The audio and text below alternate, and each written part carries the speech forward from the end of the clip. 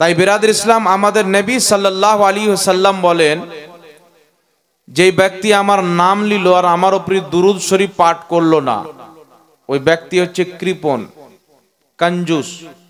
আরেক হাদিসে আছে, যেই ব্যক্তি আমার নাম নিল বা শুনলো আর আমার প্রতি দুরূদ শরীফ পাঠ করলো না, তার নাক মাটির সাথে মিশিয়ে যাক বা সেই ধ্বংস হয়ে যাক। বিভিন্ন রকমের ওয়াইদ এসেছেন।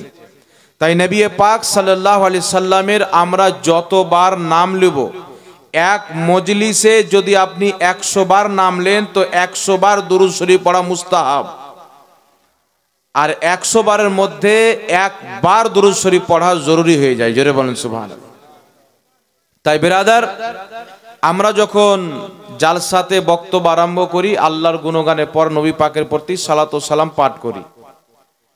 আর আমাদের দেশে সুরে একটি দুরূদ শরীফ পাঠ করা হয়, যে দুরূদটা উলামায়ে কেরাম পাঠ করেন। একটি কথা মনে রাখবেন, একটু ধ্যান দিয়ে শুনবেন। আমার মতন অনেক মাওলানা আছে বলছেন যে দুরুদে ইব্রাহিম হচ্ছে নবীর বানা দুরুদ। কার বানা দুরুদ? কথা বলেন। দুরুদে ইব্রাহিম যেটা নামাজের মধ্যে আমরা পাঠ করি, এটা নবীর বানা দুরুদ। আর যেটা আমরা পাঠ করি না, আল্লাহুম্মা সাল্লি আলা, এটা মৌলবীদের বানা দুরুদ। কাদের বানা দুরুদ? মৌলবীদের বানা দুরুদ। তো নবীর বানা দুরুদ লিবেন না মৌলবীর বানা দুরুদ লিবেন? তো এখানে আমাদেরকে একটা কথা বুঝতে হবে যে মৌলবী যে দুরুদটা বানিয়েছে, ওর বাপের শানে বানায়নি, নবী পাকের শানে বানিয়েছে। মৌলবী যে দুরুদটা বানিয়েছে, ওর আব্বা দাদার শানে বানায়নি, নবী পাকের শানে বানিয়েছে। আর আমি যে বললাম না, আমার মতন মৌলবী সাহেব যে বললেন যে দুরুদ ইব্রাহিম নবীর বানা আর এটা হচ্ছে মানুষের বানা, ওই মৌলবী প্রত্যেক জালসাতে নিজের বানা দুরুদ শরীফ পাঠ করে, মৌলবীর বানা দুরুদ। আপনি তাজ্জুব হয়ে যাবেন, দেখবেন যত বক্তা আছে পৃথিবীতে, ওর বক্তব্য শুনবেন, ওর বক্তব্যতে খুব বেশি হলে একবারই দুরুদ ইব্রাহিম পাঠ করে, ওটা মানুষকে বোকা বানার জন্য। আর পুরা বক্তব্যতে বলে রাসূল সাল্লাল্লাহু আলাইহি ওয়াসাল্লাম, বলে কি বলে না? তো সাল্লাল্লাহু আলাইহি ওয়াসাল্লাম এটা নবী পাক বানিয়েছেন। যে মাওলানা বলছেন যে এটা নবীর বানা দুরুদ আর এটা মানুষের বানা দুরুদ, দুরুদকে ভাগ করতে লেগেছে, এটা কিয়ামত অতি নিকটে আছে। তাই তো ওই মাওলানাকে বলবেন যে হুজুর সাল্লাল্লাহু আলাইহি ওয়াসাল্লাম এটাও তো মৌলবীর বানা, তো আপনি একটা দুরুদ মৌলবীর বানা বলে নিষেধ করে দিলেন, আর আপনি নিজেই মৌলবীর বানা দুরুদ পড়ছেন, তো আপনি মৌলবী হলেন না মুনাফিক হলেন? কথা বলেন। যখন মৌলবীর বানা দুরুদ লিব না তো কোনোটাই লিব না, ঠিক না বে ঠিক? তো যতবার স্টেজে নবীর নাম লিবে ততবার পড়তে হবে আল্লাহুম্মা সাল্লি আলা মুহাম্মাদিন ওয়া আলা আলি মুহাম্মাদ কামা সাল্লাইতা আলা ইব্রাহিমা ওয়া আলা আলি ইব্রাহিমা ইন্নাকা হামিদুম মাজিদ। আল্লাহুম্মা বারিক আলা মুহাম্মাদিন ওয়া আলা আলি মুহাম্মাদ কামা বারাকতা আলা ইব্রাহিমা ওয়া আলা আলি ইব্রাহিমা ইন্নাকা হামিদুম মাজিদ। তাহলে ওই মৌলবীর বক্তব্য হবে 10 বার যদি নবীর নাম নাই 10 বার দুরুদ ইব্রাহিম পাঠ করে, তো বক্তব্য হবে না, দুরুদ শুনিয়ে চলে যাবে। বুঝতে পারছেন কথা আমার? তাই বুখারী শরীফ উঠান, মুসলিম শরীফ উঠান, মিশকাত শরীফ উঠান, ইবনে মাজাহ শরীফ উঠান, তিরমিজি শরীফ উঠান। যেই মাওলানা বলছেন যে দুরুদ ইব্রাহিম নবীর বানা দুরুদ আর এই দুরুদ হচ্ছে মৌলবীর বানা দুরুদ, সুতরাং আপনারা নবীর বানা দুরুদটা নেন, এই দুরুদটাকে ত্যাগ করে দেন। তাহলে ওই মাওলানাকে বুখারী শরীফ পড়া বাদ দিতে হবে, মুসলিম শরীফ পড়া বাদ দিতে হবে, তিরমিজি শরীফ পড়া বাদ দিতে হবে। কারণ মুসলিম শরীফ যখন পাঠ করি, মুসলিম শরীফের শুরুতে আল্লাহর হামদের পর ইমাম মুসলিম যেই দুরুদ শরীফটা লিখেছেন ওটা ইমাম মুসলিমের বানানো দুরুদ। বুঝতে পারছেন কথা আমার? অসুবিধা হচ্ছে না তো? ইমাম মুসলিম যে মুসলিম শরীফ লিখেছেন, তো মুসলিম শরীফের প্রথম যে খুতবা লিখেছেন, আল্লাহর গুণগানের পরে যে নবীর প্রতি দুরুদ শরীফ পাঠ করেছেন, লিখেছেন, ওই দুরুদটা তিনার ব্যক্তিগত বানানো দুরুদ, তাহলে মুসলিম শরীফ পড়া বিদআত। বুখারী শরীফে ইমাম বুখারী নিজের বানানো দুরুদ লিখেছেন, তাহলে বুখারীও বিদআত। তিরমিজি শরীফে বানানো দুরুদ লিখেছেন, তাহলে তিরমিজিও বিদআত। তো বিষয়টা এটা না যে দুরুদটা কে বানালো, বিষয় হচ্ছে কার শানে বানালো। দুরুদ যদি নবী মুস্তাফার সম্মানের পক্ষে হয়, শরীয়ত বিরোধী কোনো কথা তার মধ্যে না থাকে, শরীয়ত অনুযায়ী থাকে, ওই দুরুদ পাঠ করা জায়েজ আছে। জোরে বলেন সুবহানাল্লাহ। শুধু জায়েজ নাই, বরং সওয়াব আছে। আচ্ছা, যে মাওলানা সাহেব বলেন, আমার কথা খুব ভালোভাবে বুঝবেন বাবজি, আমি করের বিপক্ষে বলছি না, আপনাকে আমি বুঝাবার জন্য বলছি। যে হুজুর বলে যে দুরুদ ইব্রাহিম পড়ো নবীর বানা, বাকি কোনো দুরুদ পড়ি না, সব বিদাত নাজায়েজ মৌলবীরা বানিয়েছে, ওই মৌলানা সাহেবকে বলবেন যে সাল্লাল্লাহু আলাইহি ওয়াসাল্লাম এই দুরুদটা পড়া বন্ধ করো। ঠিক না বেঠিক? তাহলে ওই মৌলানা সাহেব নিজেই সাল্লাল্লাহু আলাইহি সাল্লাম পড়েন, যে এই দুরুদটা মুহাদ্দিসিন বানিয়েছেন, তাহলে মৌলানা সাহেবের কথা অনুযায়ী সেই নিজেই বিদাত করলো। আর প্রত্যেক বিদাত জাহান্নামে, তো মৌলানা সাহেব নিজেই জাহান্নামী হলো কি হল না? ইমাম মুসলিম বানানো দুরুদ মুসলিম শরীফে লিখেছেন। ইমাম জালালউদ্দিন সুয়ুতী রাহমাতুল্লাহ আলাইহি তাফসিরে জালালের মধ্যে সর্বপ্রথম যে দুরুদটা লিখেছেন ওটা তিনার নিজস্ব বানানো দুরুদ। তার ইমাম মুসলিম যে আদবুল মুফরাদ কিতাবের মধ্যে প্রথম যে দুরুদটা লিখেছেন সেটা তিনার বানানো দুরুদ। তাহলে ইমাম বুখারীও জাহান্নামী, ইমাম মুসলিমও জাহান্নামী, ইমাম সুয়ুতীও জাহান্নামী। আপনি শরীয়ত বুঝে গেলেন, ইনারা শরীয়ত বুঝতে পারেনি। একটু লক্ষ্য করে ধ্যান দিয়ে শুনবেন। বাংলাদেশের মধ্যে অনেক মাওলানা আছে না নাই? আমি বলছি শুনেন। যেই মাওলানারা বলেন সেই মাওলানাদের ইমাম নাসিরউদ্দিন আলবানী সাহেব নিজের কিতাব সিলসিলাত আহাদিসে দয়ীফার সর্বপ্রথম যেই দুরুদটা লিখেছে ওটা তিনি নিজের বানানো দুরুদ লিখেছে।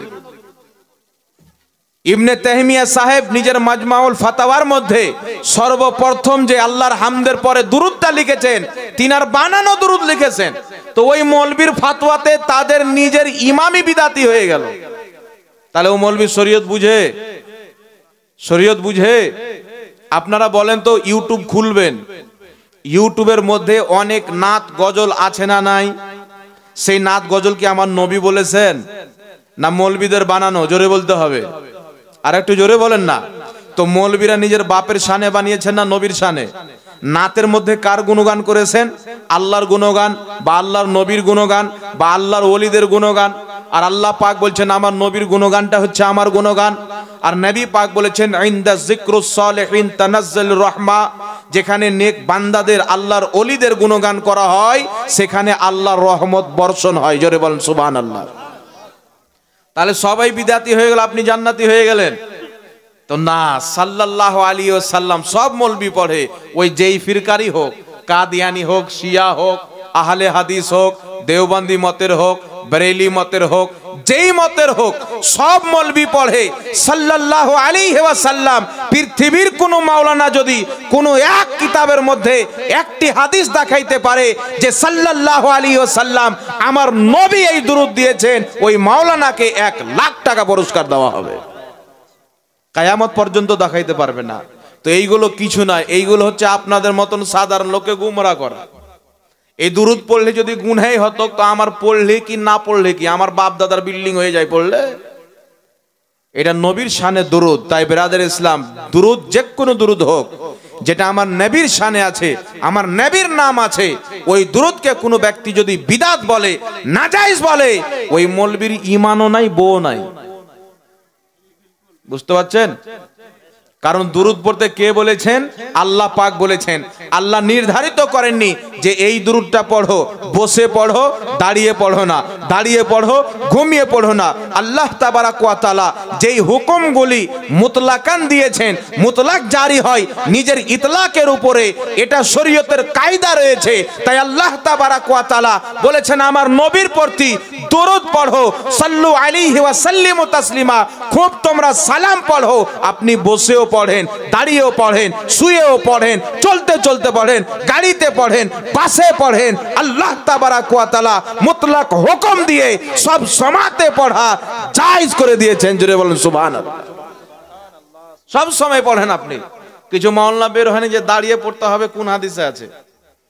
তো দাঁড়িয়ে আল্লাহ নিষেধ করেছেন কোন কিতাবে আছে? আল্লাহ বলেছেন দুরূদ পড়ো, আল্লাহ তো এটা বলেনি যে বসে পড়ো। তো বসার দলিলটা দেন তো। তো হুজুর বলছেন নামাজের মধ্যে আমরা বসে দুরূদ পড়ি। নামাজটা কার ইবাদত? আল্লাহর ইবাদত। ঈমানের পর সর্বশ্রেষ্ঠ ইবাদত হচ্ছে নামাজ। ঠিক না বেঠিক? একটু হাত উঠিয়ে বলেন তো নামাজকে কারা মানেন? লজ্জা করিয়েন না, সবাই নামাজকে ফরজ মানেন না। কোন ব্যক্তি যদি নামাজকে ফরজ না মানে ও পাক্কা গলগলা কাফির, মুসলমানই না। নামাজকে ফরজ মানতেই হবে। তাই নামাজ সর্বশ্রেষ্ঠ ইবাদত ঈমানের পর। ঠিক না বেঠিক? হুজুর বলছেন এই নামাজ সর্বশ্রেষ্ঠ ইবাদত। নামাজ আল্লাহ ফরজ করেছেন, তো নামাজের মধ্যে যখন আমরা নবীকে সালাম দিই, তো তাশাহুদে যখন বসি তখন আমরা পাঠ করি আত্তাহিয়াতু লিল্লাহি ওয়াস সালাওয়াতু ওয়া তাইয়্যিবাতু আসসালামু আলাইকা আইয়ুহান নবী। হুজুর আল্লাহর ইবাদত সর্বশ্রেষ্ঠ নামাজ। এই নামাজে আমরা নবী মুস্তাফাকে বসে সালাম দিই। আল্লাহ তো নামাজে বসে পড়ার হুকুম দিচ্ছেন, রাসূল বসে পড়ছেন, সাহাবা বসে পড়ছেন, আর আপনারা দাঁড়িয়ে পড়ছেন, তো বিদআত হলো না? তো যুক্তিটা ঠিক আছে না ভুল আছে? জোরে বলেন। আমার সঙ্গে একটা হুজুরের ফোনে লেগে গেল, বক্তব্য শুনে ফোন করছে। আমি চ্যালেঞ্জ করেছিলাম কেউ যদি দাঁড়িয়ে দুরূদ পড়া নাজেজ বা হারাম প্রমাণ করতে পারে 1 লাখ টাকা দেব। হুজুরের তো লোভ আছে, বলছে হুজুর আমি প্রমাণ করব। এই যুক্তিটা আমাকে দিল। আমি বললাম 5 ওয়াক্তের নামাজে নবী পাককে বসে সালাম দিই, তার কারণে দাঁড়িয়ে সালাম দেওয়া যাবে না। তোমার আব্বা যেদিন মরবে সেই দিন তুমি আমাকে দাওয়াত দিবে, 1 লাখ টাকা তোমাকে দিয়ে আসবো, নচেত নিয়ে আসবো। বলছে হুজুর আমার আব্বা তো মারা গেছেন। আমি বললাম আপনার আব্বা যে মারা গেছেন, তো বলেন তো আপনার আব্বার মরার পরে জানাজা হয়েছে না এমনি দাফন করেছেন? বলছেন হুজুর জানাজাও হয়েছেন। তো বলো তো জানাজার নামাজে নবীর উপরে দুরূদটা দাঁড়িয়ে পড়েছিলেন না বসে? মাথা চুলকাতে আরম্ভ করে দিয়েছে, বলে হুজুর এটা তো বলে আমার স্মরণই ছিল না। আমি বললাম স্মরণ করার পরে আসিও বেটা, মানুষকে গুমরাহ করা বন্ধ করে দাও। যুগ যুগ থেকে মুসলমান নবীর মহব্বতে দাঁড়িয়ে সালাত ও সালাম পাঠ করে, কারণ নবীর মহব্বতে দাঁড়ানো এটা সুন্নাতে সাহাবা। জোরে বলেন সুবহানাল্লাহ। নবীর মহব্বতে দাঁড়ানো নবীর সুন্নাত, সাহাবার সুন্নাত, আহলে বাইতের সুন্নাত। আর যেখানে আমার নবী বলেছেন, সাহাবা বলছেন আমার নবী পছন্দ করতেন না যে কেউ তিনার জন্য দাঁড়াক। নবী পাক বলেছেন মাজুসিদের মতন কায়াম করিও না। নবী পাক বলেছেন তোমরা মাজুসি রওয়াফিজের মতো কায়াম করিও না।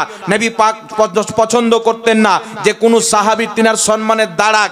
এই দুটাই হাদিস বেটা পড়েছো, আগে পড়ো বুখারী শরীফ বাবুল কায়ামের মধ্যে নবী পাক সাহিবে লাউলাক একজন সাহাবীকে কোথাও পাঠাতেন, সাহাবীদের সর্দার বানালেন। ওই সাহাবীগণ বসে আছেন, আমার নবী বসে আছেন। ওই সর্দার সাহাবী যখন ঘোড়া থেকে নামলেন, নবীর দরবারে হাজির হলেন, আমার নবী সমস্ত সাহাবাকে লক্ষ্য করে বললেন কুমু ইলা সাইয়্যিদিকুম, তোমরা তোমার সর্দারের সম্মান ক্ষেত্রে দাঁড়িয়ে যাও। জোরে বলেন সুবহানাল্লাহ। তোমাদের সর্দারের সম্মানে দাঁড়িয়ে যাও। বুখারী শরীফ বাবুল কায়ামের মধ্যে হাদিস। এই হাদিসের ব্যাখ্যা আমি করব না। জগৎ বিখ্যাত ইমাম, যেই ইমামকে দেওবন্দি মতের আলিমগণ মানেন, যেই ইমামকে আহলে হাদিস মতের আলিমগণ মানেন, যেই ইমামকে বরেলি মতের আলিমগণ মানেন, ইমাম ইবনে হাজার আসকালানী রাহমাতুল্লাহ আলাইহি বুখারী শরীফের সারা ফাতহুল বারির মধ্যে এই হাদিসের ব্যাখ্যায় ইমাম বাইহাকি রাহমাতুল্লাহ আলাইহি, যেই ইমাম বাইহাকি দালাইলুন নবুয়াত কিতাব লিখেছেন, হাদিসের কিতাব, যেই ইমাম বাইহাকি সুনানুল কুবরা 11 খণ্ডে বিভক্ত সেই কিতাবটি লিখেছেন, যেই ইমাম বাইহাকি আপনার শোয়েবুল ঈমান হাদিসের কিতাব লিখেছেন। অসংখ্য কিতাব লিখে কমবেশ 1100 বছর পূর্বের ইমাম বিশ্ববাসীকে তোহফা দিয়ে গেছেন। তিনার ব্যাখ্যা শাইখুল ইসলাম ইমাম ইবনে হাজার আসকালানী বুখারী শরীফের সারা ফাতহুল বারির মধ্যে এই হাদিসের ব্যাখ্যাতে উল্লেখ করে বলেছেন যে ইমাম বাইহাকি ফতোয়া দিয়েছেন যে এই হাদিস থেকে বোঝা গেল সম্মানিত ব্যক্তির জন্য, শিক্ষকের জন্য, পিতামাতার জন্য, আলিমের জন্ম, ওয়ালি হক্কানি পীরের সম্মানে, মুহাম্মদ রাসূলুল্লাহর সম্মানে দাঁড়িয়ে তাজিম করা মুস্তাহাব সওয়াবের কাজ রয়েছে। জোরে বলুন সুবহানাল্লাহ। আর একটু জোরে বলবেন না সুবহানাল্লাহ। আমি যেই কিতাবের হাওয়ালা দিচ্ছি, একটা যদি কেউ ভুল প্রমাণ করতে পারে 1 লাখ টাকা আমার পক্ষ থেকে ইনাম দেব। একটা যদি ভুল প্রমাণ করতে পারে। আর এমন কিতাবের হাওয়ালা দিব না যেই কিতাবকে আমি মানি বাকি কেউ মানে না। এমন কিতাবের হাওয়ালা দেব যেই কিতাবকে সবাই মানে, যেই লেখককে সবাই মানে। ইমাম বাইহাকি ফতোয়া দিলেন কি সম্মান অর্থে কিয়াম করা মুস্তাহাব। জোরে বলেন সুবহানাল্লাহ। আরেকটি হাদিস শুনেন মিশকাত শরীফ বাবু মা জাআ ফিল কিয়াম, এই বাবের অধ্যায়ের মধ্যে হাদিস। নবী দো জাহাজ সাল্লাল্লাহু আলাইহি সাল্লামের প্রিয় সাহাবী বলছেন আমরা নবী পাকের দরবারে বসে থাকতাম, আলাপ আলোচনা হতো। আল্লাহর নবী সাল্লাল্লাহু আলাইহি সাল্লাম যখন উঠে যেতে আরম্ভ করতেন তো আমরা প্রত্যেক সাহাবী নবী পাক সাল্লাল্লাহু আলাইহি সাল্লামের সম্মানে দাঁড়িয়ে যেতাম, অতক্ষণ পর্যন্ত তিনার সম্মানে দাঁড়িয়ে থাকতাম যতক্ষণ পর্যন্ত আমাদের নবী সাল্লাল্লাহু আলাইহি সাল্লাম নিজের স্ত্রীগণের হুজরার মধ্যে কোনো একজনের হুজরাতে পরিবেশ না করত, আমরা তিনার সম্মানে দাঁড়িয়েই থাকতাম। জোরে বলেন সুবহানাল্লাহ। আর একটু জোরে বলবেন না সুবহানাল্লাহ। এই হাদিসটি আবু দাউদ শরীফের মধ্যে রয়েছে, হাদিসটি সহিহ। আর একটি হাদিস শোনাচ্ছি, আমার নবী উম্মতির সম্মানে দাঁড়িয়েছেন। সুবহানাল্লাহ বলবেন না? হাদিসটি আবু দাউদ শরীফের মধ্যে। সাহাবী বলেন, আমার নবী সাল্লাল্লাহু আলাইহি সাল্লামের নিকটে মা ফাতেমা যখন আসতেন, রাসূল পাক সাল্লাল্লাহু আলাইহি ওয়াসাল্লাম মা ফাতেমার সম্মানে দাঁড়িয়ে যেতেন। মা ফাতেমা উম্মতি না? উম্মতি কি উম্মতি না? আমার নবী যখন মা ফাতেমার নিকটে যেতেন, মা ফাতেমা নবীর সম্মানে দাঁড়িয়ে নবীর হাতকে চুমন দিতেন। তাই উলামায়ে কেরাম ফতোয়া দিয়েছেন, মুহাদ্দিসিন ফতোয়া দিয়েছেন, সম্মানিত ব্যক্তির নিজের ওস্তাদের, পীর মাশায়েখের, আউলিয়ায়ে কেরামের হাতকে চুমন দেওয়া, তার সম্মানে দাঁড় হওয়া, এটা স্পষ্ট জায়েজ এবং সওয়াবের কাজ। জোরে বলেন সুবহানাল্লাহ। তো আমার নবী মা ফাতেমার সম্মানে দাঁড়ালেন, তাহলে কওরের সম্মানে দাঁড়ানো শিরিক বা যদি নাজায়েজ হয় তো নবী পাক জানতেন না? আজকে আমাদের মতন হুজুর রাসূলুল্লাহর চাইতে শরীয়ত বেশি বুঝে নিলেন। ওহী এদের উপরে আসে না, আমার নবীর উপরে আসতেন? একটু জোরে বলতে হবে সুবহানাল্লাহ। আরেকজন শুনেন, এখন বিষয় হলো হুজুর নবীর সম্মানে সাহাবারা দাঁড়িয়েছেন, নবী পাককে দেখে দাঁড়িয়েছেন, আপনারা তো না দেখে দাঁড়ান। তো আমার প্রশ্ন হলো, সাহাবী নবী পাককে দেখে কলমা পড়েছেন, আপনি না দেখে কেন পড়েন? না কি বলেন? তো নবী পাক সাল্লাল্লাহু আলাইহি সাল্লাম উম্মতের সকলের ইজমা ঐক্যমত আছে, যেইভাবে সাহাবী নবী পাক সাল্লাল্লাহু আলাইহি সাল্লামকে দেখে সম্মান করতেন, না দেখে কিয়ামত পর্যন্ত যারা নবী মুস্তাফার প্রতি ঈমান এনে মুসলমান হবে তাদের জন্য না দেখে ওই সম্মান করা, যে সম্মান সাহাবা করতেন তাদের জন্য এটা জায়েজ, বলুন তাদের জন্য করতে হবে। জোরে বল সুবহানাল্লাহ। এবার চলে আসেন হুজুর, ঠিক আছে বুঝে নিলাম যে দাঁড়ালছে সাহাবী, তো আমরাও দাঁড়ালাম, সমস্যা নাই, এটা সাহাবীর সুন্নাতে আমল হলো। এখন বলেন তো হুজুর, আরেকটি দলিল দিয়ে দিয়ে আপনাদেরকে, ইমাম মুল্লা আলী কারি রাহমাতুল্লাহ আলাইহি 11 শতাব্দীর মুজাদ্দিদ নিজের কিতাব মিশকাতের সারা মিরকাতের মধ্যে লিখেছেন, আল কিয়ামু আলা ওয়াজহিল বিররি ওয়াল ইকরামে জায়েজুন, সম্মান অর্থে কিয়াম করা এটা জায়েজ আছে। জোরে বলেন সুবহানাল্লাহ। এইবার চলে আসেন হুজুর, সম্মানে দাঁড়ানো ঠিক আছে, কিন্তু দাঁড়িয়ে সম্মিলিতভাবে সালাত ও সালাম পাঠ করা এটা একটু বুঝিয়ে দিতে হবে। এখন আপনাদেরকে বলি, আব্বাজান বলেন তো, জানাজার নামাজে আমরা যে সম্মিলিতভাবে দাঁড়াই, তো আমরা সালাম যে পাঠ করি বা শেষে আসসালামু আলাইকুম ওয়া রাহমাতুল্লাহ, আসসালামু আলাইকুম ওয়া রাহমাতুল্লাহ বলি, তো একের পর এক বলে না, সঙ্গে সঙ্গে সবাই বলে একসঙ্গে? সম্মিলিতভাবে বলেন না ইমাম সাহেব আগে বললেন 1 মিনিট পর একজন মুক্তাদি, আর 1 মিনিট পর আরেকজন মুক্তাদি? তাহলে এইভাবে যদি করেন, কবরের জানাজাতে যদি বেশি লোক হয়ে যায় তো লাশটা দাফন হবে না, গলে পচে যাবে? গলে পচে যাবে কি যাবে না? তো সম্মিলিতভাবে দাঁড়িয়ে নবীকে সালাম দাও যদি নাজায়েজ বা বিদআত হতো, তো জানাজার নামাজে সম্মিলিতভাবে দুরূদ থাকতো না। কারণ মুক্তাদিকেও পড়তে হবে, ইমামকেও পড়তে হবে, কারণ শরীয়তে সম্মিলিত দুরূদ পড়া জায়েজ আছে। যেমন আমরা জালসার মাটিতে অনেক লোক দাঁড়িয়ে থাকে, অনেক লোক বসে থাকে, যখন নবীর নাম লওয়া হবে যারা বসে আছেন তাদেরকেও দুরূদ পড়তে হবে, যারা দাঁড়িয়ে আছেন তাদেরকেও দুরূদ পড়তে হবে। যেমনই রাসূলুল্লাহ সাল্লাল্লাহু আলাইহি ওয়াসাল্লামের নাম উচ্চারণ করলাম, সবাই একসাথে দুরূদ পড়লেন, যিনারা বসে আছেন তিনারাও পাঠ করলেন, যিনারা দাঁড়িয়ে আছেন তিনারাও পাঠ করলেন, এতে কি কোনো সমস্যা হলো? একটু জোরে বলতে হবে, সমস্যা হলো? মিশকাত শরীফের আরেকটি হাদিস শুনেন, রাসূল কাউন মক্কা সাল্লাল্লাহু আলাইহি ওয়াসাল্লামের রওজা মুবারকে প্রত্যেক দিন সকাল সন্ধ্যা ৭৭,০০০ ফেরেশতা তাশরীফ আনেন। যে সকালবেলা আসে সন্ধ্যাবেলা চলে যায়, যারা সন্ধ্যাবেলা আসে সকালবেলা চলে যায়, যেই ব্যক্তি একবার আসে দ্বিতীয়বার সুযোগ পায় না, চান্স পায় না, ওই সাহাবীগণ এসে ৭০,০০০ সাহাবী নবীর রওজা মুবারকে এসে কি করেন? তো ৭০,০০০ সাহাবী কি করেন? হযরতে শেখে মুহাক্কিক আব্দুল হক মুহাদ্দিস দেহলভী আল বুখারী রাহমাতুল্লাহ আলাইহি মিশকাতের সারা আপনার আশআতুল লুমাতের মধ্যে লিখতেছেন আল্লাহর ৭৭,০০০ ফেরেশতা সকাল সন্ধ্যা এসে নবীর রওজাকে ঘিরে দাঁড়িয়ে সালাতু সালাম পাঠ করে। জোরে বলুন সুবহানাল্লাহ। আর একটু জোরে বলবেন না সুবহানাল্লাহ। তাহলে ফেরেশতা শরীয়ত বুঝে না, ফেরেশতা নাজায়েজ কাজ করলো। এখন প্রশ্ন হলো হুজুর ঠিক আছে সবই বুঝতে পারলাম, কিন্তু একটা জিনিস বুঝতে পারলাম না, আপনারা সালাম পড়েন ইয়া নবী সালামু আলাইকা, বুঝতে হবে কি হবে না? বুঝতে হবে কি হবে না? আমি দলিল দিচ্ছি, বুঝা না বুঝা আপনার কাজ। কারণ যুগ যুগ থেকে মুহাদ্দিসিন ফুকাহা বড় বড় বিজ্ঞ আলিম হক্কানি আলিমরা এই কাজ করে এসেছেন, ইয়া নবী সালামু আলাইকা পাঠ করে এসেছেন। আমাদের চাইতে তিনারা শরীয়ত 1000 গুণ বেশি বুঝতেন, কিন্তু যত কিয়ামত নিকটে আসবে অল্প বিদ্যা ভয়ঙ্করী এরকম মৌলবি বের হবে, এরকম ফতোয়া দিতেই থাকবে। তো বেরাদর ইসলাম, এখন বিষয় হলো হুজুর একজন মাওলানা সাহেব বলছেন যে আল্লাহ কুরআন পাকে বলেছেন ইয়া আইয়ুহান নবী, হে সম্মানিত নবী, আর আপনারা ডাকেন ইয়া নবী। তো ইয়া নবী বললেন, তো এটা কোরআনে বলছেন ইয়া আইয়ুহান নবী, আর আপনি বলে দিলেন ইয়া নবী, তো ভুল হলো না? তো এটা কাকে বোকা বানানোর জন্য বলছে জানেন? পাবলিককে, মৌলবীকে পারবে না। কেন পারবে না জানেন? এই জন্য পারবে না যে ইয়া আইয়ুহান নবী আর ইয়া নবী এই দুটোই হচ্ছে এক, দুটো এক। জগৎ বিখ্যাত কিতাব শারহে জামি, যে কিতাবটি সবারই মাদ্রাসাতে পড়া হয়, গ্রামারের কিতাব শারহে জামির মধ্যে ইমাম জামি রাহমাতুল্লাহ আলাইহি কায়দা উল্লেখ করেছেন ইজা ক্বালা ইয়া রাজুলু ফামানাহু কামানা ইয়া আইয়ুহার রাজুল।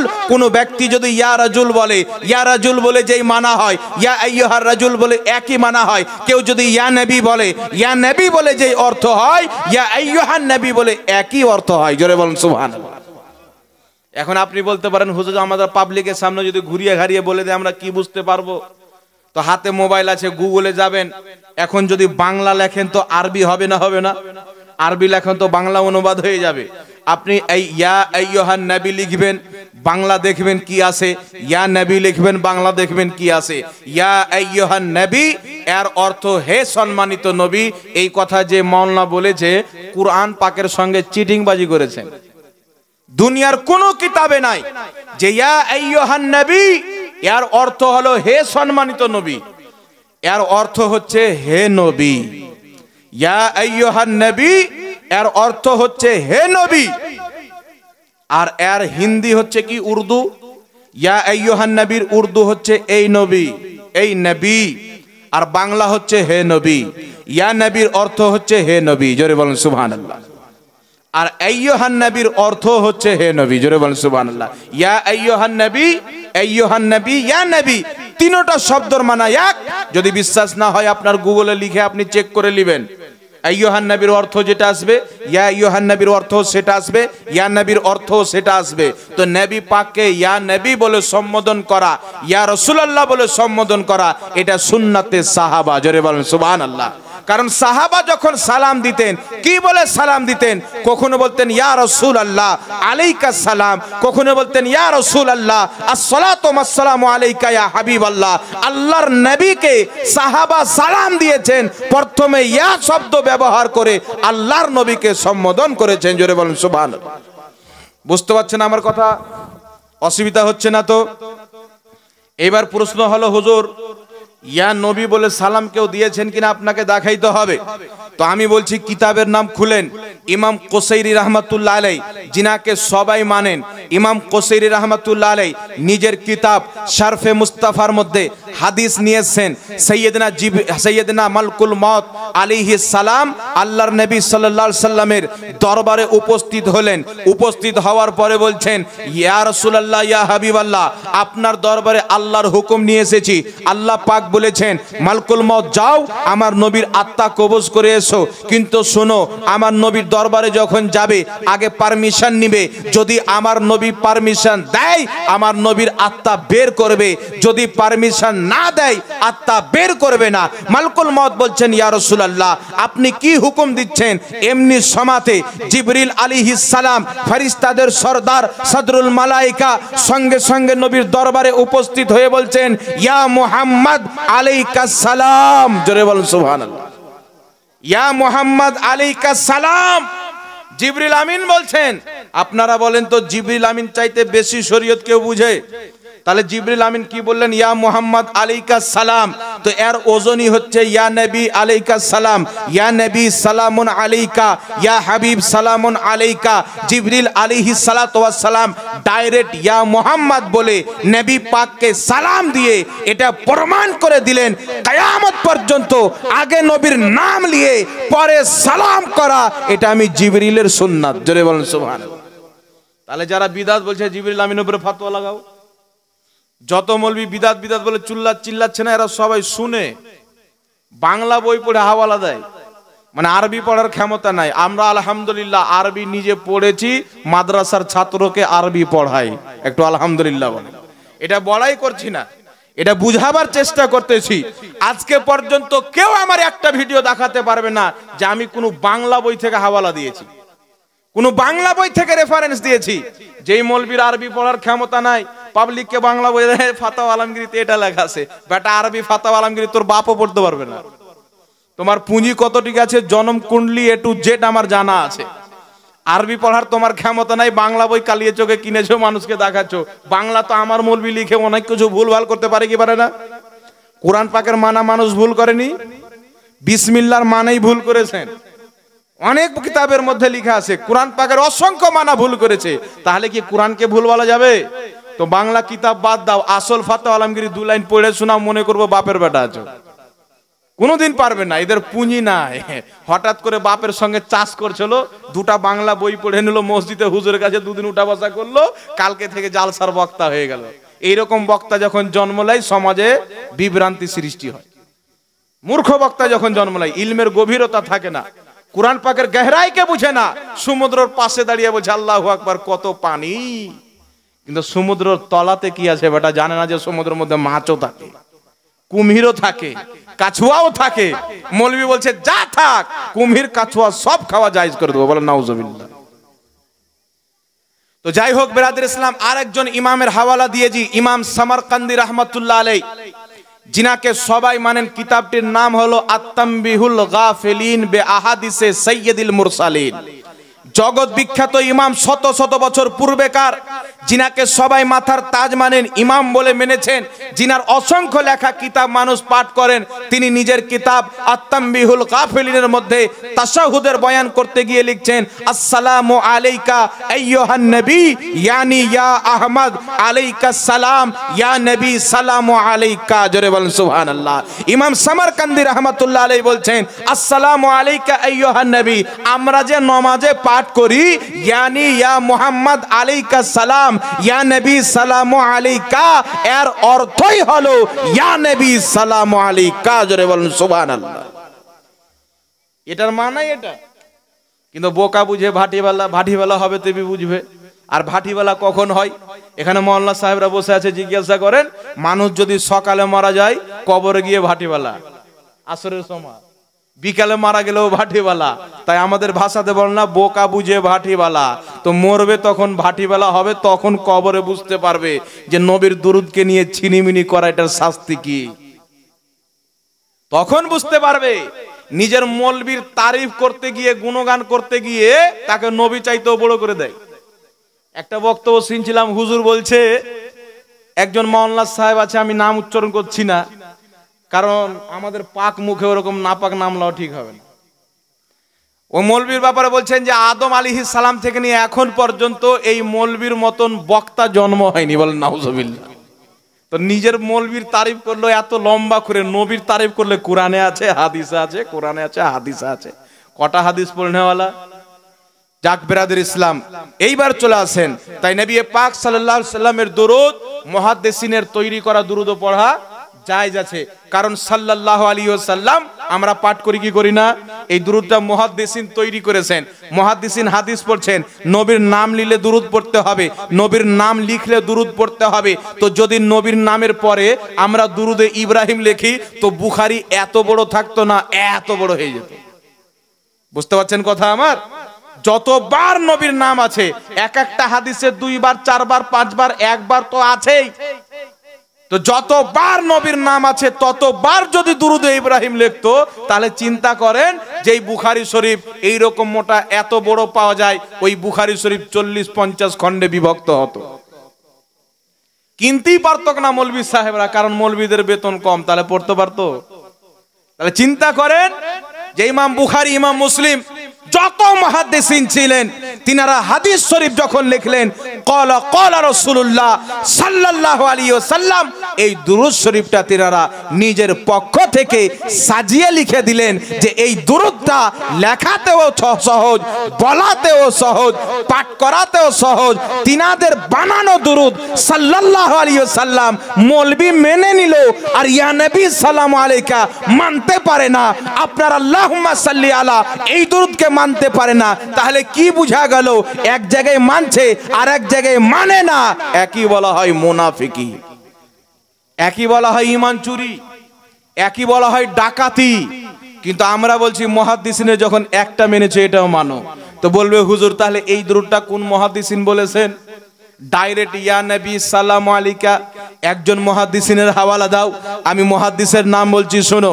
এই ভারত উপমহাদেশের মাটিতে সর্বপ্রথম মুহাদ্দিস যিনি সর্বপ্রথম ইলমে হাদিস নিয়েছেন পবিত্র মদিনা শরীফের মসজিদে নবী শরীফে, যিনি মানুষকে হাদিস পড়াতেন, যিনি মসজিদে নবী শরীফের শেখুল হাদিস ছিলেন, আমার আকা মুস্তাফা নবী সাল্লাল্লাহু আলাইহি ওয়াসাল্লাম স্বপ্নতে এসে বলছেন, আব্দুল হক তুমি এখানে আর হাদিসের জ্ঞান দিও না, ভারতের মাটিতে চলে যাও, ওখানে খাজা মঈনুদ্দিন চিশতি ইসলাম প্রচার করে দিয়েছে, তুমি গিয়ে আমার হাদিস প্রচার করে দাও। সুবহানাল্লাহ বলেন।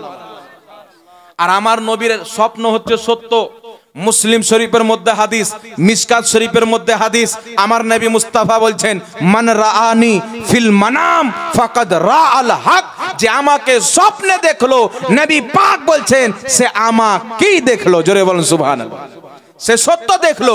তো শেখ আব্দুল হক মুহাদ্দিস দেহলভী ওখান থেকে চলে আসলেন ভারতের মাটিতে, নৌকাতে করে আপনার ইলমে হাদিস, হাদিসের কিতাব এই ভারতের মাটিতে এনেছেন। শেখ আব্দুল হক মুহাদ্দিস দেহলভী আল বুখারী রাহমাতুল্লাহ আলাইহি, যিনি প্রথম হাদিস এই মাটিতে নিয়ে এসেছেন।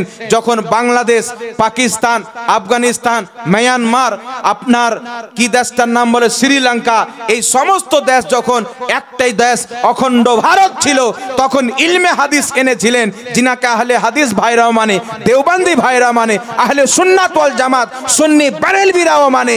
বহুত বড় মুহাদ্দিস, কমপক্ষে ১৪ লক্ষ হাদিসের হাফিজ ছিলেন, ১৪ লক্ষ হাদিস মুখস্থি জানতেন। শেখ আব্দুল হক মুহাদ্দিস দেহলভী রাহমাতুল্লাহ আলাইহি নিজের কিতাব আখবারুল আখিয়ারের মধ্যে লিখতেছেন, আমি আব্দুল হক মুহাদ্দিসে দেহলভী আল্লাহুম্মা সাল্লি আলা এই দুরূদও পাঠ করি, ইয়া নবী সালামু আলাইকাও পাঠ করি, আর এইগুলো পাঠ করাকে আমি সওয়াবের কাজ মনে করি। জোরে বল সুবহানাল্লাহ।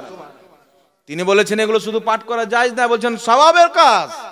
আর তিনি আল্লাহর দরবারে যখন দোয়া করছেন, নিজের কিতাব আখবারুল আখিয়ারের 634 পৃষ্ঠার মধ্যে লিখছেন, যে কিতাবটি আপনার দিল্লি থেকে প্রকাশিত হয়েছে, সেই কিতাবের মধ্যে আল্লাহর দরবার দোয়া করছে, আল্লাহ নামাজ তো পড়েছি, রোজা তো রেখেছি, হজ তো করেছি, যাকাত তো দিই, কিন্তু রব্বুল আলামিন আমার প্রত্যেক আমলে খোট হতে পারে, ত্রুটি হতে পারে। ইয়া রব্বুল আলামিন এমন কোন আমল দিয়ে তোমার দরবারে ওসিলা পেশ করব যে তুমি আমার দোয়াটি কবুল করবে। ইয়া রব্বুল আলামিন এমন কোন আমল তো আমি দেখতে পাই না, এমন কোন আমল তো আমি বুঝতে পারি না, কারণ আব্দুল হকের প্রত্যেকটা আমলে খোট হতে পারে, কিন্তু ইয়া রাব্বুল আলামিন আমার একটি আমল রয়েছে, আর আমাকে পাক্কা ইয়াকিন রয়েছে, আমি যদি এই আমলের ওসিলা দিয়ে তোমার দরবারে দোয়া করি, আমাকে বিশ্বাস আছে, আমার ঈমান আছে, আমার এই আমলটি কোনো বেকার যাবে না। ইয়া রাব্বুল আলামিন তোমার দয়াতে আমার সেই আমলটি হলো, আমি আব্দুল হক মুহাদ্দিস দেহলভী যখনই মাহফিলে যেতাম, তোমার নবী সাল্লাল্লাহু আলাইহি সাল্লামের প্রতি দাঁড়িয়ে ইয়া নবী সালামু আলাইকা পাঠ করতাম। আমাকে ইয়াকিন আছে যেই ব্যক্তি এই সালাম পাঠ করবে, নবীর সম্মানে দাঁড়াবে, তারপরে দোয়া করবে, তুমি তার দোয়া কোনোদিন ফিরিয়ে দিবে না, অবশ্যই কবুল করবে। জোরে বলেন সুবহানাল্লাহ। ১৪ লক্ষ হাদিসের হাফিজ মুহাদ্দিস কি বলছেন? আজকে যে মৌলবি আপনার গ্রামে গিয়ে চলে না যায় বিদাত, দলিল কি? নবী সাহাবী করেনি, নবী পাক দুরূদ পড়েনি, সাহাবা দুরূদ পড়েনি, বলছে এই দুরূদ পড়েনি। বেটা দুরূদ পড়েছে কিনা, যেই জিনিসের আসল থাকে ওটা কোনোদিন নাজেজ হয় না।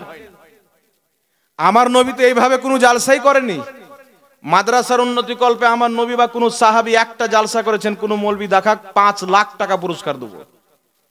আর এটা বলিয়েন না যে হুজুর বলে চলে যাচ্ছে, টাকা জমা রেখেছি অ্যাকাউন্টে, তারপরে বলছি। গাড়ি কিনেছি আজ থেকে 10 দিন হলো, তো টাকা বাঁচিয়ে রেখে গাড়ি কিনেছি। বুঝতে পারছেন? কেউ দেখাতে পারবে না যে কোন সাহাবী বা নবী মাদ্রাসার উন্নতি কল্পে জালসা করেছেন। তাহলে ওই জালসাটা হারাম হবে কি হবে না? ওই মৌলবীর ফতোয়া অনুযায়ী। আর ওই মৌলবী নিজেই ফতোয়া দিয়ে বেড়াচ্ছে, ওই জালসা করে বেড়াচ্ছে। মসজিদের উন্নতি কল্পে কোন জালসা সাহাবী নবী করেছেন দেখাইতে পারবে না। গ্রামের উন্নতি কল্পে জালসা করেছেন, এটা তারিখ পাওয়া যায় না। তাহলে কি দেখবেন? দেখতে হবে যে আমাদের নবী জালসা করেছেন কিনা। যদি নবী জালসা করে থাকেন, মসজিদের উন্নতি কল্পে হলেও যায়, মাদ্রাসার উন্নতি কল্পে হলেও যায়, মিলাদুন নবী উপলক্ষে হলেও যায়, কবরস্থান উপলক্ষে হলেও যায়, সমাজ কল্যাণের জন্য হলেও যায়, রাস্তার উন্নতি কল্পে হলেও যায়। যদি নবী জালসা করে থাকে, যার উন্নতি কল্পে হোক, যে কোনো ভালো কাজে হোক, সেটা করা যায়। জোরে বলেন সুবহানাল্লাহ। তাই বুঝতে পারলেন বিরাদর ইসলাম? তাই আল্লাহর নবী সাহাবা দুরূদ শরীফ পড়েছেন, তাই আমরাও দুরূদ শরীফ পাঠ করি। আর মুহাদ্দিসিন যে দুরূদটিকে গ্রহণযোগ্য বলে স্বীকৃত দিয়েছেন, সেই দুরূদ পড়াও যায়। আমি এখন আপনাদের সম্মুখে একটা বাংলা দুরূদ পড়ছি, শুনেন। মক্কার সর্দার তোমাকে সালাম, মদিনার সর্দার তোমাকে সালাম, উম্মতের গামখার তোমাকে সালাম, নবীগণের সর্দার তোমাকে সালাম। সুবহানাল্লাহ বলেন। এটা পড়া জায়েজ হলো না নাজায়েজ হলো? এটা তো হাদিসও নাই, কোরআন পাকও না, তো জায়েজ কি করে হলো? তো মৌলভী সাহেব বলবে আল্লাহ বলেছেন আমার নবীর প্রতি দুরূদ পড়ো, সালাম পড়ো, তাই জায়েজ। বাংলা ভাষাতে হইবে কি হবে না? যদি বাংলা ভাষাতে দুরূদ পড়া নাজায়েজ থাকতো, তাহলে বক্তব্য দেওয়া সবচেয়ে বেশি বড় নাজায়েজ হতো না? কি বলেন? ইংলিশে বক্তব্য আছে না নাই? বাংলাতে আছে না নাই? কোন সাহাবী কি ইংলিশে বক্তব্য দিয়েছেন, বাংলাতে দিয়েছেন? তো বিষয়টা সেটা না, কথা কার বলছে? দুরূদ শরীফ যে পড়ছে, তো দুরূদটা কার? আমার নবীর শানে যদি কোনো হিন্দু ভাই বা কোনো পুরোহিত যদি আমার নবীর শানে কোনো গুণগান সম্পূর্ণ নাত লেখে, গজল লেখে, সেটাও পড়া জায়েজ আছে। জোরে বলেন সুবহানাল্লাহ। পাকিস্তানের একজন শিখ ভাই, শিখ ধর্মের লোক, যাকে আমরা পাঞ্জাবি বলে জানি, মাথায় সবসময় পাগড়ি বেঁধে থাকে, ওই শিখ ভাই আমাদের নবীর শানে দু একটা ছন্দ লিখেছেন, যেটা পাকিস্তানের সব মৌলবি নিজের জালসাতে পড়ে। ছন্দটা 2 লাইন আমাকে মনে আছে, শেষের 2 লাইন। তিনি বলছেন যে মুসলমানों का सिर्फ मोहम्मद पे इजारा तो नहीं, মানে উনি বলছেন মোহাম্মদ হচ্ছে সবার, সে শিখ ধর্মের হোক, হিন্দু ধর্মের হোক, যে কোনো ধর্মের হোক, যদি মুস্তাফা করিমের আদর্শকে পড়ে, নবী মুস্তাফার চরিত্রকে পড়ে, নবী মুস্তাফার হাদিসকে পড়ে, বলতে বাধ্য হয়ে যাবে মুস্তাফা শুধু মুসলমানদের জন্য রহমত না, মুস্তাফা জানে রহমত হচ্ছে কায়নাতের জন্য রহমাতুল লিল আলামিন। জোরে বলেন সুবহানাল্লাহ। আর এটা বলেছিল একজন ঈসাই ব্যক্তি, একটি কিতাব লিখলো, সে অনেক গবেষণা করে 100 জনের ব্যক্তি, মহান ব্যক্তির আলোচনা লিখবে। 100 জন মহান ব্যক্তির পৃথিবীর শুরু থেকে নিয়ে শেষ পর্যন্ত, সে ঈসা নবীর কলমা পড়নেওয়ালা যে যায়, যেই নবীর কলমা পড়ে ওই নবীর টান থাকে কি থাকে না ভাই? আপনার গ্রামে যে ইমাম সাহেব আছে, আমার গ্রামে যে ইমাম সাহেব আছে, আপনার গ্রামের ইমাম সাহেবের টান আপনার মধ্যে বেশি পাওয়া যাবে, আমার গ্রামের ইমামের টান আমার মধ্যে বেশি পাওয়া যাবে, ঠিক না বে ঠিক? তো সেই ঈসাই ব্যক্তি, সে যদি চাইতো তার নবী ঈসা আলাইহিস সালামের গুণগান সর্বপ্রথমে করতে পারতো, কিন্তু সে যখন নাম্বার দিয়েছে 100 জন মহান ব্যক্তি, মুসা আলাইহিস সালামকে নিয়েছেন, ইয়াকুব আলাইহিস সালামকে নিয়েছেন, আপনার ঈসা আলাইহিস সালামকে নিয়েছেন, কিন্তু 100 জন মহান ব্যক্তির যখন গুণগান ওই কিতাবের মধ্যে লিখেছেন, সর্বপ্রথমে মুহাম্মদ রাসূলুল্লাহর নামকে 1 নম্বরে দিয়ে ঈসাই পৃথিবীকে বুঝিয়ে দিয়েছে, আমি যতই ঈসাই হতে পারি, কিন্তু পৃথিবীতে যেই চরিত্রের অধিকারী মুহাম্মদ সাল্লাল্লাহু আলাইহি সাল্লাম, ওই চরিত্রের অধিকারী আল্লাহ পৃথিবীর জমিনে কাউকে বানায়নি। জোরে বলেন সুবহানাল্লাহ। একটা ঈসাই লিখতে বাধ্য হয়েছে। সেই কিতাবটা আপনাদের কালিয়াচক চিশতি বুক ডেপো, কালিমি বুক ডেপো, মুসলিম বুক ডেপো, এই সব বুক ডেপো তো পেয়ে যাবেন। কিতাবটির নাম হচ্ছে দ্য 100। জোরে বলেন সুবহানাল্লাহ। ঈসাই ব্যক্তি আমার নবীর সর্বপ্রথম গুণগান করেছেন।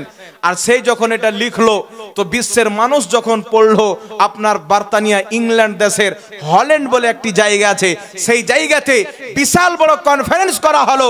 সেই কনফারেন্সে বিজ্ঞ লেখকদেরকে একত্রিত করা হলো, আর বিশ্ব লেখকের অ্যাওয়ার্ড যখন দেওয়া হলো, ওই ব্যক্তি ঈসাই যে সর্বপ্রথম মুহাম্মদ রাসূলুল্লাহর নামকে 1 নম্বরে লিখেছেন, ওই ব্যক্তিকে হাজারো লেখকের মধ্যে সর্বশ্রেষ্ঠ লেখকের অ্যাওয়ার্ড দান করা হয়েছে। জোরে বলেন সুবহানাল্লাহ। যারা অ্যাওয়ার্ড দেনেওয়ালা ছিল তারাও অমুসলিম, কোনো মুসলমান ছিল না, কিন্তু আমার নবী সাল্লাল্লাহু আলাইহি সাল্লামের গুণগান করার কারণে আমার রব্বুল আলামিন পাক परवरदिगार आलम कुल कायनात के चलाने वाला, बच्चा देने वाला, जिंदा रखने वाला, मौत देने वाला, बृष्टि बर्षण करने वाला, जमीन থেকে ফসল देने वाला, মানুষকে চলাফেরা করাने वाला রব্বুল আলামিন বলছেন, তুই যতই ঈসাই থাক আমার নবীর নাম 1 নম্বরে করেছো, আমি লেখকদের মধ্যে তোমার নামকে 1 নম্বরে করে দেব। জোরে বল সুবহানাল্লাহ। তাকে বিশ্ব লেখকের অ্যাওয়ার্ড দেওয়া হলো, একজন অমুসলিম ব্যক্তি।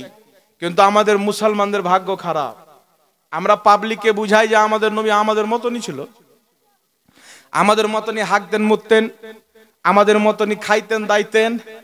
কিন্তু আমার নবীকে জিজ্ঞাসা করেন, আমার নবী সাল্লাল্লাহু আলাইহি সাল্লাম বলছেন, আইয়ুকুম মিসলি, তোমরা কে আছো আমার মতো? জোরে বলেন সুবহানাল্লাহ। ইন্নী লাস্তু মিসলুকুম, তোমরা কেউ আমার মতন না। কাকে বলছেন? মুফতি জাহাঙ্গীরকে না, এই হুজুরকে না, আজকের জামানার মানুষ না, খায়রুল কুরুন, যারা নিজের চোখে রহমাতুল লিল আলামিনকে দেখে ঈমান এনেছেন, ওই সাহাবীকে আমার নবী বলছেন, আইয়ুকুম মিসলি, কে আছো আমার মতো হবে। ইন্নী লাস্তু মিসলুকুম, তোমরা কেউ আমার মতো না। ইয়া আবা বকরিন লাম ইয়ারিফনি হাকিকাতান সিওয়া রাব্বি, এই আবু বকর আমার হাকিকত কি আল্লাহ ছাড়া কেউ জানে না।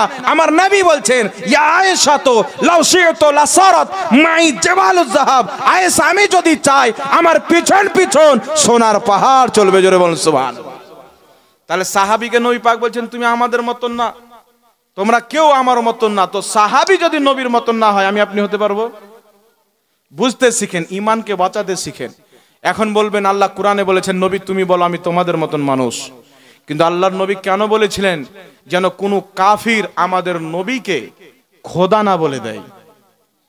ঈসা আলাইহিস সালামের মুজিজাকে দেখে তিনি যখন মুর্দাকে জীবিত করলেন, অসুস্থকে শেফা দান করলেন আল্লাহর হুকুমে, তো তিনার মুর্দা জিন্দা করাকে দেখে ঈসাইরা আকীদায় তৈরি করলো ঈসা ইবনুল্লাহ, ঈসা হচ্ছে আল্লাহর বেটা, বলে নাউজুবিল্লাহ।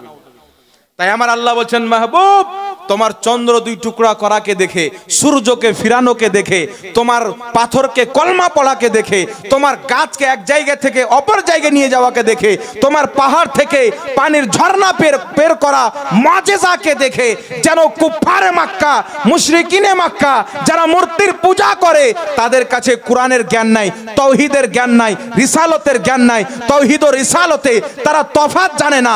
তারা তোমার এইগুলি মুজিজাকে দেখে তোমাকে যেন খোদা না বলে, তুমি মুশরিকদেরকে বলো আমি তোমাদের মতো মানুষ, আমাকে খোদা মনে করিও না। জোরে বলেন সুবহানাল্লাহ। কাদেরকে বলা হলো? কাফিরদেরকে, যেন আমার নবীকে খোদা না মনে করে বা আল্লাহর বেটা না মনে করে। কিন্তু সাহাবীকে আমার নবী বলছেন, তোমরা কে আছো আমার মতো? তোমরা কেউ আমার মতন না। কারণ নবী জানেন সাহাবীর কাছে তাওহীদের ঈমান আছে, তাওহীদের জ্ঞান আছে, রিসালতের জ্ঞান আছে। এরা কোনোদিন আমাকে খোদা মনে করবে না, বরং খোদার পয়গম্বর মনে করবে। তাই সাহাবীকে বলছেন, তোমরা আমার মতন না, আমি তোমার মতন না। আর মুশরিকদেরকে বলছে, আমি তোমাদের মতো। আজকে যে মাওলানারা নবীকে নিজের মতো বলে প্রচার করে, তারা মুশরিকদের কাতার থেকে শুনেছে, যারা নবীর ব্যাপারে বলে सबसे आला वाला हमारा नबी, सबसे बाला वाला हमारा नबी, अपने मौला का प्यारा हमारा नबी, दोनों आलम का दूल्हा हमारा नबी।